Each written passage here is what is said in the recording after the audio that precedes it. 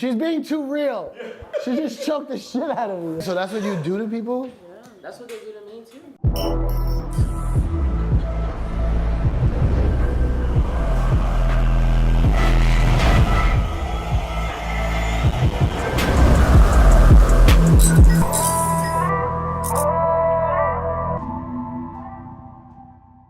Give me the, matter of fact, just give me the, let's start from the top. Okay, I see. Who are you?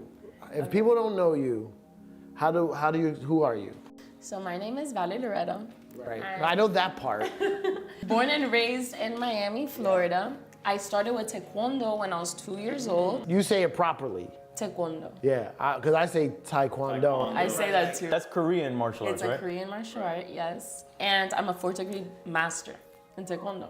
So that's why my fight name's like Master Valerie Loretta, is because I've done it my whole life. Really? But that's because my father had a school and he forced me to do it. I was forced to do it. My mom was pregnant with me doing her black belt test. So it's just a family. You were literally born into it. I was literally born into it. I had no option. My dad put me into it intensely. So I was an intense Taekwondo fighter. At the same time, I did ice skating, ballet, piano, art. I did everything. And at the end, I just mixed into this. Wait, hold on. You think your ballet and all that kind of stuff mixed into your fighting? I was a ballerina intensely for 12 years and Taekwondo at the same time. What? And I think ballet was the best foundation for boxing anybody could have. Really? A lot of good dancers are amazing boxers because it's all shoulder movement and foot coordination, you know? Wow, I never even thought of that. Because I heard like some football players take ballet. Really? To like, yeah, like. And the stretching. They try not to tell too many people. But I heard they take ballet for like the strength and like the balance. Man, so okay, so then you go into. So then. Well, other martial arts, I'm assuming, right? Did you do jiu-jitsu or anything else? Listen to my story. So I was in Taekwondo. I was in Taekwondo. This ain't Drink Champs, relax. I was an Olympic route intensely. I really wanted to go to Olympics. That was always my dream, to be an Olympian in Taekwondo. And that was my family's whole focus. I was traveling all over the world. I fought in an Olympic qualifier. I fought in a world championship in Korea, actually, in Muju, and I lost. And there was something with Yeah, it's from Korea. No, but... No, man, it was the Olympics there, bro. But not just that, like the Taekwondo body structure, you have to be very tall, long legs, because it's all electronic point system. And I saw that when I would fight, I was always trying to finish, like round kick to like hurt, or things like that. I always wanted to end it. And then MMA started getting popular and I still didn't like it. I was like, that's for savages, it's too brutal. I really didn't agree with it. Oh, so MMA life is different than like Olympic Taekwondo. Completely. More technical now. Completely. Taekwondo's technical, like there's knockouts, but not really. You know, there's no punching to the face, it's to the chest. It's very point system. And I'm not a point system fighter. Right. And my dad is very like strong, like he's brutal. Whatever. So then I saw MMA, I was like, I refuse to do that. And then one day I met someone who knows Yoel Romero. Do you know Yoel? Cuban. And he was fighting, and when I told us watch his fight at Duffy's. No, Yoel's. You got in a fight at Duffy's, you said? No, we went to watch his fight at Duffy's. No, we went to watch his fight at Duffy's, and there was just girls fighting in the prelims. And I just saw them for being recognized, for being martial artists, and I had dedicated my whole life to that. And I just felt like goosebumps, and I was mad. Something about me was mad. The next day, I was like, I'm just gonna try jiu-jitsu for fun. And then I did it, and I fell in love with it, and from that day, I did not stop. Taekwondo helps you, jiu-jitsu, all that stuff, ballet, all mixed in. Everything. Everything helps you in MMA. It's my self-defense against yours. And I mix, I create combinations in my mind, and if this doesn't work, then I try to take down. If that doesn't work, I take you to the ground. If that doesn't work, I stand you back up. It's crazy. Yeah, stand you back up. Yeah, right? That didn't work? Come back up, let's do this. You want to be on the ground, you tell the ref, hey, One time, get him up. And he gets up. one time, there's a famous story. You know who the Wu-Tang Clan is? Yes. There's a famous story of this promoter, I think it was in Chicago, didn't have all their money. And they put him down to the ground. And then the famous part of the story is that they then picked him back up, wiped him off, and was like, you okay now? Okay, so you good? You got the money? So it's the same thing. MMA. Yeah, they were doing MMA. That's the concept of mixed martial arts. Man, so okay. And it's getting very popular. I don't know if you noticed. It's the and the fastest women, growing sport. I think is the best fights to watch are the women. The thing with women is that we're feisty. You know, we're more aggressive. Men are very like passive. We're more like, you know? Yeah. And there's different weight classes. I fight 125. And even for that, I'm short because I'm 5'3" and the girls are like 5'6", but just skinny and tall. And I'm smaller and like stronger, you know? Yeah. But that's a wrestling base, and wrestling is the most important part of MMA. Wrestling is the most important part. Most important part. Because it's all the submission at the end of the day. Yeah. It's... No, but also wrestling is defending and getting taken down, or taking you down. Right. You know? And then from there it turns into jiu-jitsu, grappling, you know?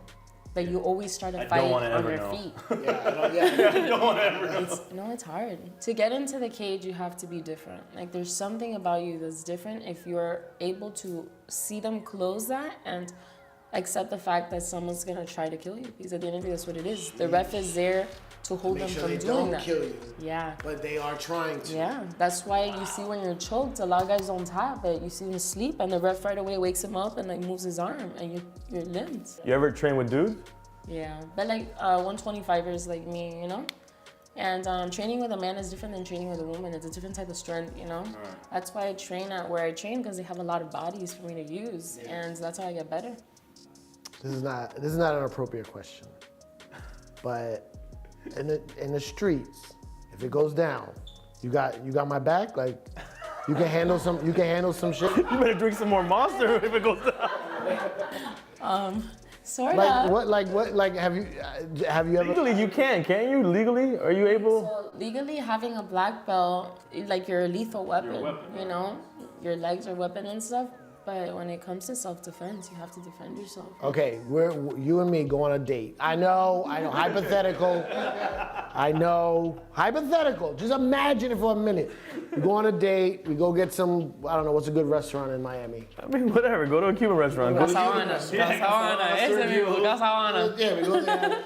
Oh, it's delicious. And some guys outside are acting up, and they start messing with you, and then they give me a little shove. I mean, I'm not a good fighter. You know what I'm saying? Like, if you end up kicking their ass, are you then look down on me? Like, No. That sounded like a pathetic no. No, poor thing. When you call her the next morning, she doesn't pick up anymore. But honestly, like, I've never had a physical confrontation outside of the sport, because I'm, like, when I go out, like, I don't like anybody to know what I do. It's like my secret, not secret, but it's weapon. Like my, like, talent that people don't know. I think about MMA for me like a beauty pageant. For as weird as it sounds, you know, you have your fight week, your meet up, and the day you have to show your talent is the day of the fight, you know, and you prepare 2 months for that. Anything in the world, like football, they have their training camps, like things like that. So you prepare 10 weeks, you lose the weight, you have media week, and you fight, and that's your show. That's your time to shine. Yeah. And hope that you don't come out. Yeah, but you're gonna where I don't know anything about like the ranks or titles. Like, are you like? So I'm ranked number 9 right now. Really? Yeah. Top 10? Yeah, top 10. And part of my ignorance, if I don't know what I'm talking about, are you getting like more popular? Like, do you get recognized more and stuff? Yeah. So last year I had a viral moment. I don't know if you saw it, but I had a viral moment too. I had COVID. Oh. You had COVID? I had COVID that went too. viral? I had COVID too, by the way. Right after that fight. I just got it. I'm an idiot. Viral comes from virus. Yes, viral virus. But all right, go ahead. Yeah, viral moment. Last year, COVID started and it started like in March. And then Bellator had held off, and they're like, hey, Vadu, we're gonna have a show, no fans, you wanna fight? I'm like, sure. Make money, you know, go recognition. Nobody else had anything to do. Right. We were the only sport playing.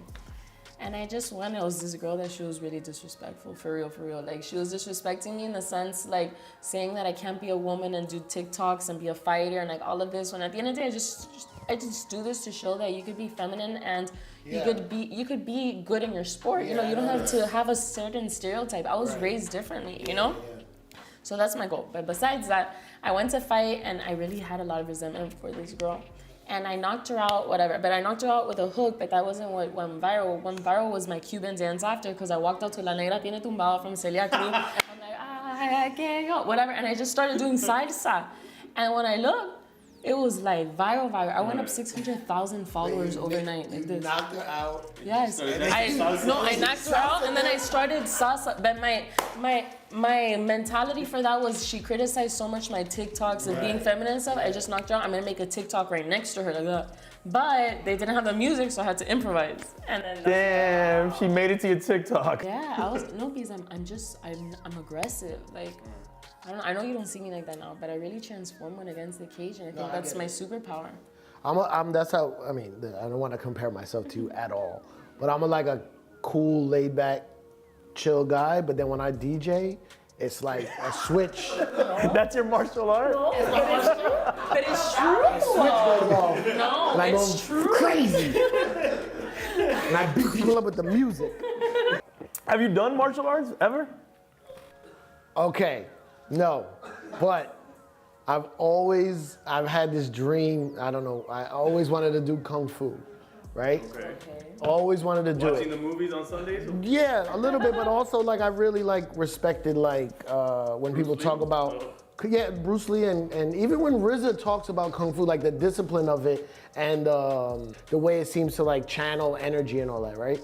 So I went like, I went like 3 or 4 times in my life to the Shaolin Temple in New York. And I always wanted to do it. I got the brochure, I went, I signed up. You went to a summer camp? Class schedule. Because I got the class schedule. Uniform. I didn't buy the uniform, I was supposed to get it. No, nunchucks. Did you shave your head? Did you shave your head? You went in and said, I'm ready, master. You guys are mocking me. You know better. No, I went and I signed up, and then it was like always like when I was on the radio, the time wouldn't work. And then when I was on the road, the timing wouldn't work. And then I had kids, and every time I went to go sign up and it didn't work, and now I'm like, nah, I can't do it now. Oh. I'm too old now. No, you're not. I can't be in there. I think you should do it. Here's another problem I have with martial arts. I can't stand all the bare feet. What? Oh, you're one of those guys? I can't be in there with a bunch of dudes with just kicking feet in my face.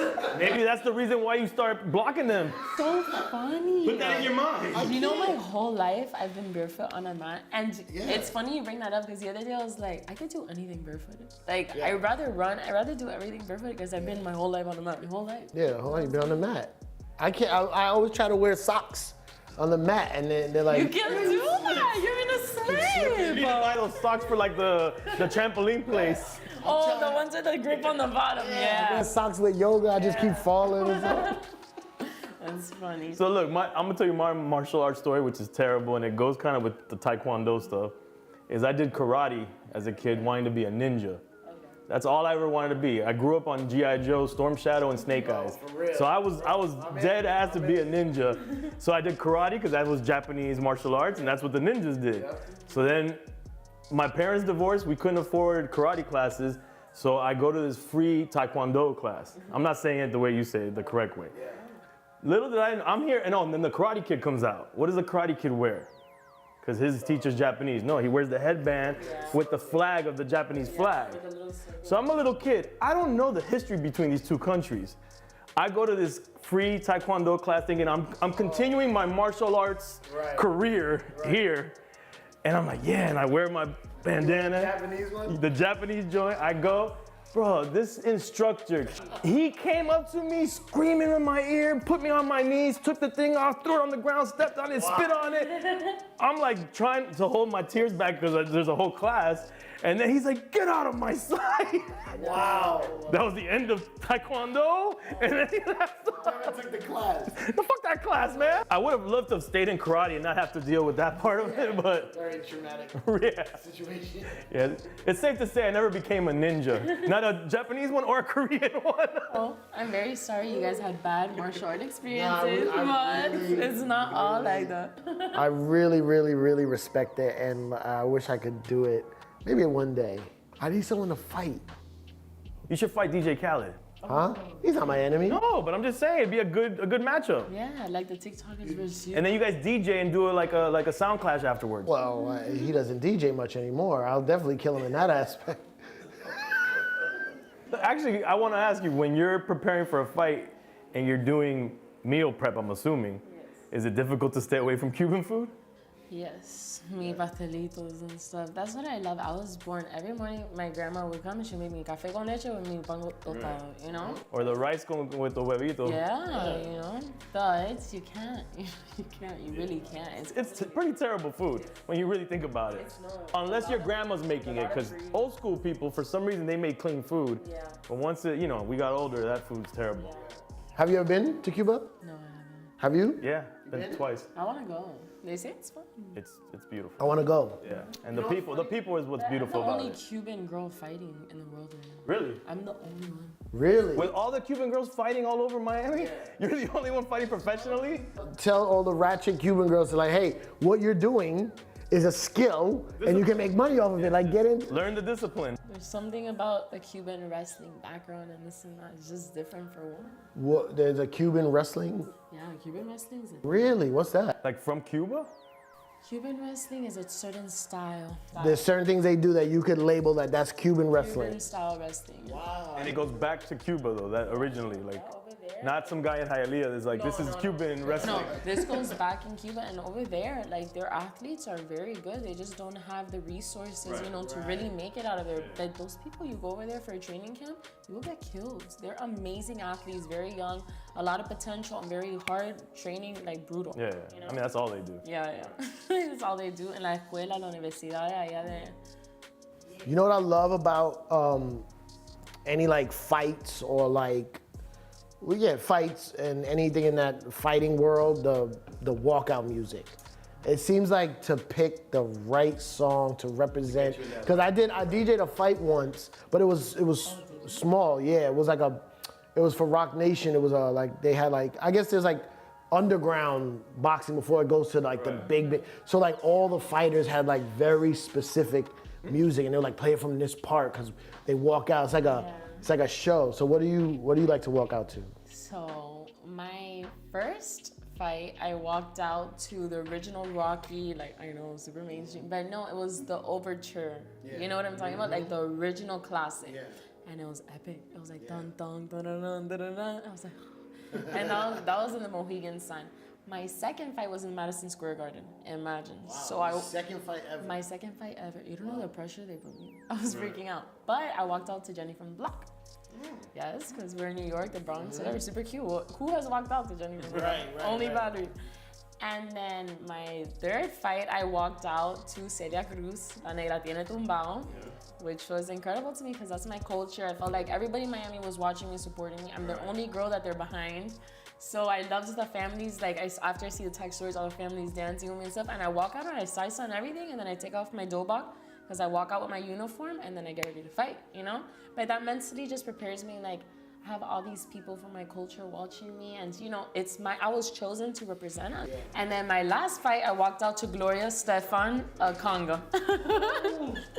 See, I like you're all over the place. So you're what we call, like if we were to make we're gonna do your next fight for training, we're gonna do a Cypher Sounds DJ EFN fight mixtape, but you're in like an open format zone. You're not one thing. You can pick 4 tracks, I'll pick 4 tracks. For her? Yeah. Okay. Suavemente. Oh my God. Can I explain? Can I finish? Can I finish?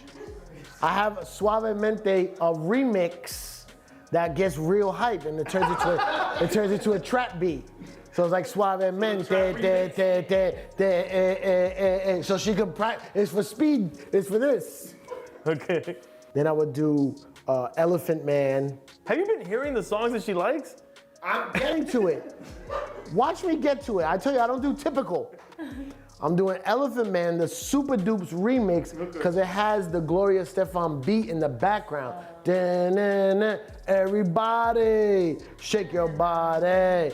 Run it to the beat. And then Elephant Man's like, row the boat, mad guitar, do all the dances, you know what I mean? So you got all the reggae dances mixed in.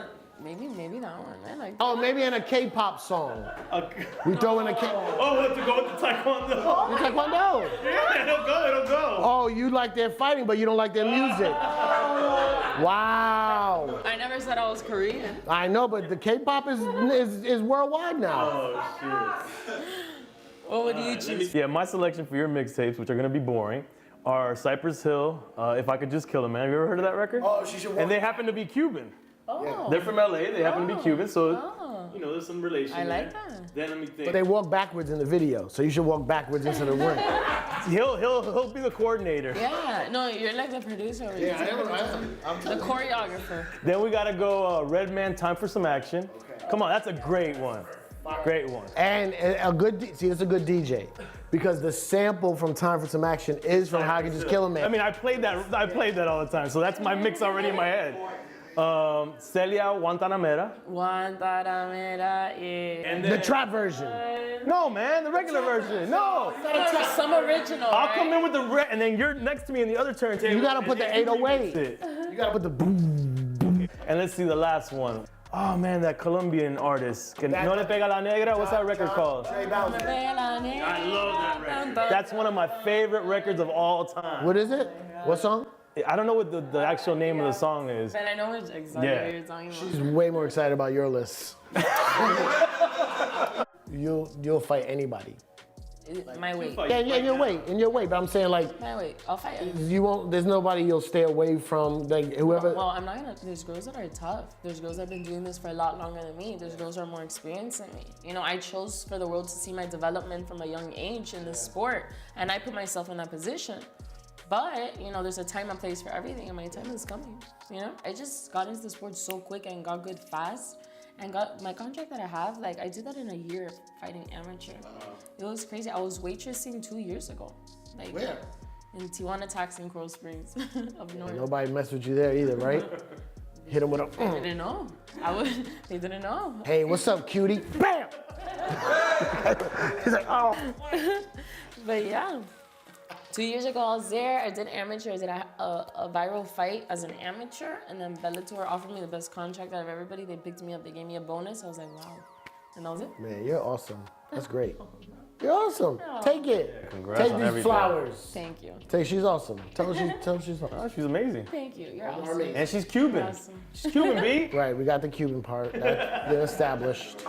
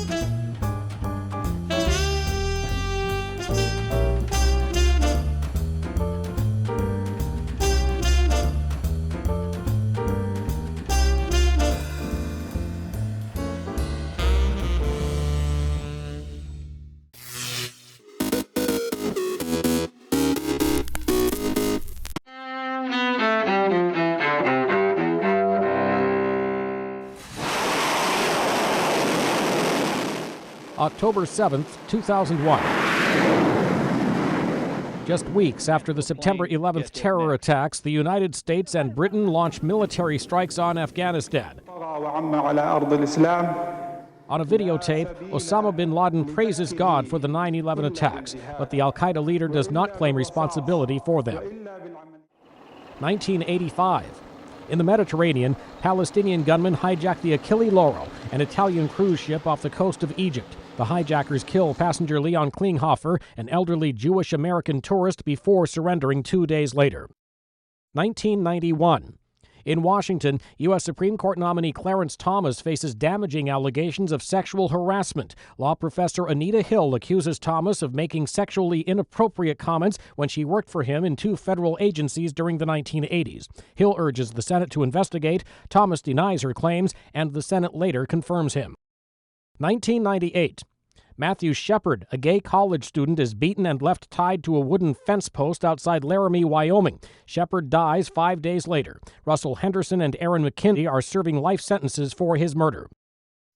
1951. John Mellencamp, the singer and songwriter with Heartland rock hits, is born in Seymour, Indiana. And 1982.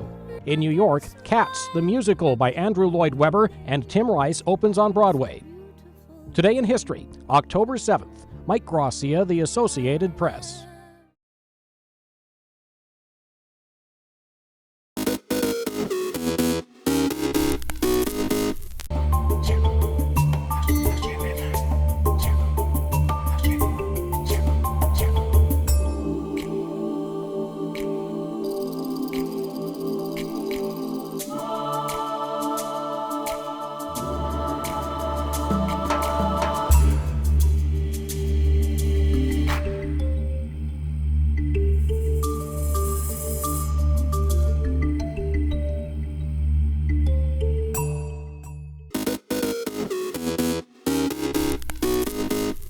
Welcome back in our studio, and in today's news,